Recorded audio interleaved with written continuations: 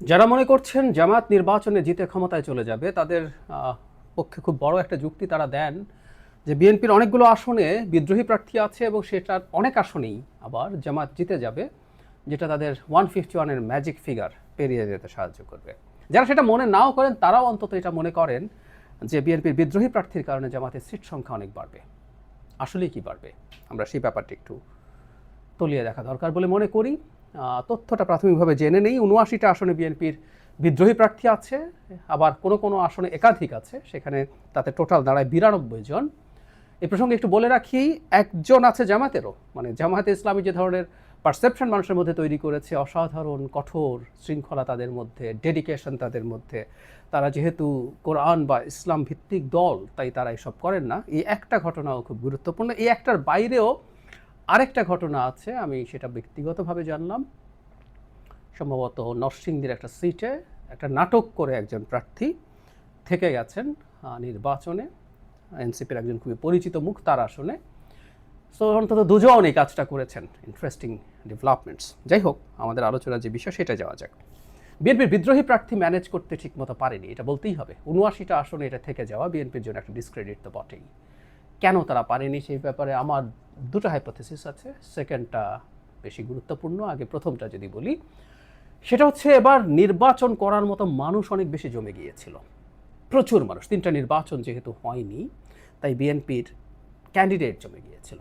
MP হওয়া হয়নি অনেকের। যিনি পলিটিক্স করেন তিনি এমপি হতে চান, মন্ত্রী হতে চান, এটা খুব স্বাভাবিক।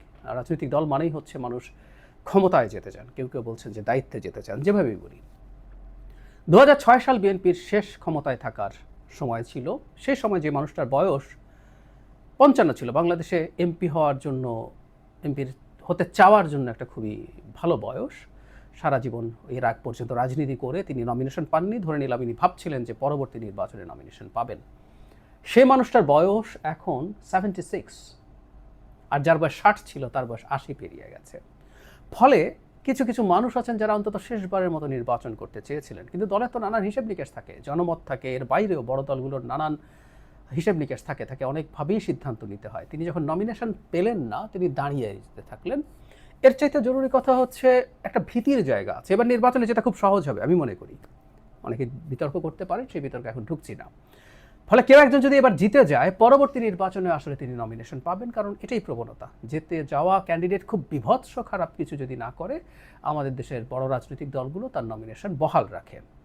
ফলে যিনি এবার হতে পারলেন না, তিনি আসলে 10 বছরের জন্য আটকে যাবেন যদি তার আসনে যিনি ধানের শীষ পেয়েছেন তিনি জিতে যান। পরিস্থিতি এইরকমই আছে, এটাতে কোনো সন্দেহ নেই। ফলে তারা নির্বাচন করে ফেলতে চান। আর অনেকে জানেন যে বিদ্রোহী হয়ে যদি জিতেও যাওয়া যায়, তাহলে আমরা প্রচুর দেখেছি এই বড় দলগুলোর বিদ্রোহী প্রার্থী জিতে যাওয়ার পর তারা দলে ফিরে যেতে পেরেছেন, দল তাদেরকে আবার ওয়েলকাম করে। সুতরাং দলে ফিরে যাওয়ার জন্য তারা এই বাজিটা অনেকে ধরছেন। এটা একটা বড় কারণটা আমি ধারণা করি যে সিটগুলোতে বিএনপির সাথে জামাতের খুবই টাফ কম্পিটিশনের পরিস্থিতি আছে, বা জামাত পেছনে আজ থাকলেও খুব বেশি দূরত্ব নেই। জামাত যদি সেই সিটগুলোতে বিদ্রোহী প্রার্থীর পেছনে জামাতের ইন্ধন আছে, সব রকম সাইকোলজিক্যাল এবং আমি মনে করি ফিনান্সিয়াল ইন্ধনও আছে। এটা আমার জাস্ট একটা ইন্টারপ্রিটেশন, আমি কোনো তথ্যের ভিত্তিতে কথাটা বলছি না। স্বাভাবিকভাবে তারা ভাববেন কোনো বিদ্রোহী প্রার্থীকে যদি তারা পেট্রোনাইজ করে মাঠে রাখেন, তাতে তিনি জিতে না যান, তিনি 20, 30, 40 হাজার ভোট, 20,000 ভোটেও বাংলাদেশের খুব টাফ কম্পিটিশনের সিটে অনেক ভোট, 10,000, 5,000, 1,000, এমনকি কয়েকশো ভোটের ব্যবধানেও জয় পরাজয় নির্ধারণ হওয়ার নজির বাংলাদেশে আছে। সুতরাং খুব স্পষ্টভাবে জামাতের এই ধরনের একটা ক্যালকুলেশন থাকতে পারে। তাহলে বিদ্রোহীদের এত বেশি থাকার পেছনে জামাত একটা ফ্যাক্টর হওয়ার সমূহ সম্ভাবনা আছে, হয়তোবা সেটাই সত্য। এখন সেই প্রশ্নটা করছিলাম যে এটা কতটা প্রভাব রাখবে, বিদ্রোহী প্রার্থীরা কতটা বড় ইম্প্যাক্ট রাখতে পারে।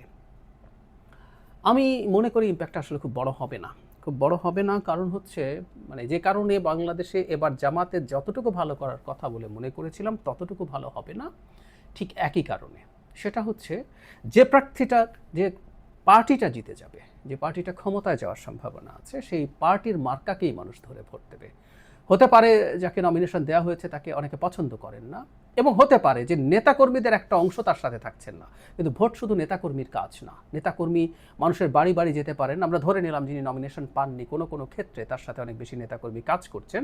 নেতাকর্মী কাজ করলেই, বাড়ি বাড়ি গেলেই মানুষ গিয়ে সেই ব্যক্তিকে ভোট দিয়ে দেবেন অন্য একটা মার্কাতে, এটা খুব সোজা না। আমরা দেখেছি অনেক বড় বড় পরিচিত মানুষ দল থেকে বেরিয়ে নির্বাচন করে ভালো করেননি, মূলত এই কারণে। এই কারণে আমরা দেখব ছোটবেলা থেকেই আমার খুব মনে পড়ে যে আমাদেরকে মার্কা মুখস্থ করা হতো। মার্কাটা কি? সাথে ধানের শীষ বা নৌকা, এই স্লোগানগুলো ছিল। কোথায় সিল মারতে হবে? নৌকা মার্কায়, ধানের শীষে সিল মারো, এই ধরনের কথা বলতে বলতে আমাদের প্রোগ্রামিং করা হয়েছে। ফলে ব্যতিক্রম হবে না তা বলছি না, মানুষজন আসলে ধানের শীষে ভোট দেবে। তবে বিএনপির সাথে যারা জোটে গিয়ে বা সমঝোতায় গিয়ে নির্বাচন করছেন, সেই সিটগুলোতে আসলে সম্ভাবনা আছে বিদ্রোহীরা জিতে যাবেন। কারণ যারা ওখানে আছেন তাদের তো ধানের শীষ থাকছে না, তারা তাদের দলীয় নিজস্ব মার্কা নিয়ে দাঁড়িয়েছেন। এরকম কিছু সিট আছে, 5-7টা সিট। এই 5-7টা সিটে স্বতন্ত্ররা জিতে যাওয়ার খুবই সম্ভাবনা আছে, জিতেই যাবেন। কিন্তু যে কথাটা বলছিলাম জামাতের প্রভাব, যে সিটগুলোতে জিতবেন না কিন্তু অনেক হাজার বা বেশ কয়েক হাজার ভোট তারা পেতে পারেন, সেগুলোতে জামাত আসবে কিনা। আমার ব্যক্তিগত অপিনিয়ন হচ্ছে নেক টু নেক ফাইট করার মতো জায়গা। জামাত কিছু সিটে জিতবে, সেগুলোতে তারা ইনফ্যাক্ট বিএনপির প্রতিদ্বন্দ্বী এই যে স্বতন্ত্র না থাকলেও জিতবে, সেই সংখ্যাটা কেউ অনেক কিছু বলেন, আমি অনেক কিছু মনে করি না। কিন্তু নেক টু নেক ফাইট আছে, এই সংখ্যা আসলে খুব বেশি না, এবং সেখানে শর্ত হচ্ছে উল্লেখযোগ্য সংখ্যক ভোট স্বতন্ত্রকে পেতে হবে। সে অনেক কিছু হবে আমার কাছে মনে হয় না। এই ৭৯টা সিটের মধ্যে আমি যদি ধরি যে 10টা বা 20টা সিটে জামাত পেছনে আছে কিন্তু অনেক বেশি দূরে নেই, তো সেখানেও ওই শর্ত আসলে খুব বেশি প্রযোজ্য হবে না। যদি 20টাও ধরি, তার যদি অর্ধেকও যেতে জামাত, কাগজে কলমে বলছি 10টা সিট বেশি জিততে পারে সর্বোচ্চ। তাহলে জামাত যা সিট পাওয়ার কথা তার সাথে 10 যোগ করতে হবে। এখন কত পাওয়ার কথা এটা নিয়ে আমার ধারণা আমি বলেছি আগেও, আবার একটু বলতে চাই যে বিএনপিটা বললেই আমার মনে হয় জামাত ধারণা করা যেতে পারে।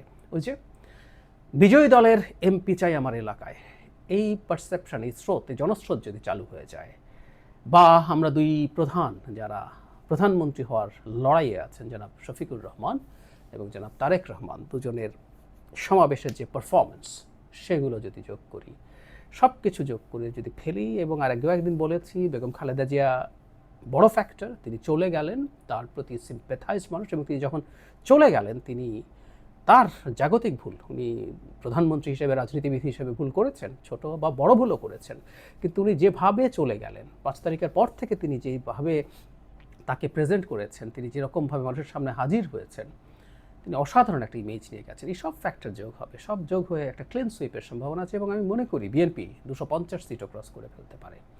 এই স্বতন্ত্র এতে খুব বেশি প্রভাব ফেলার তেমন কোনো কারণ আসলে আমি দেখি না।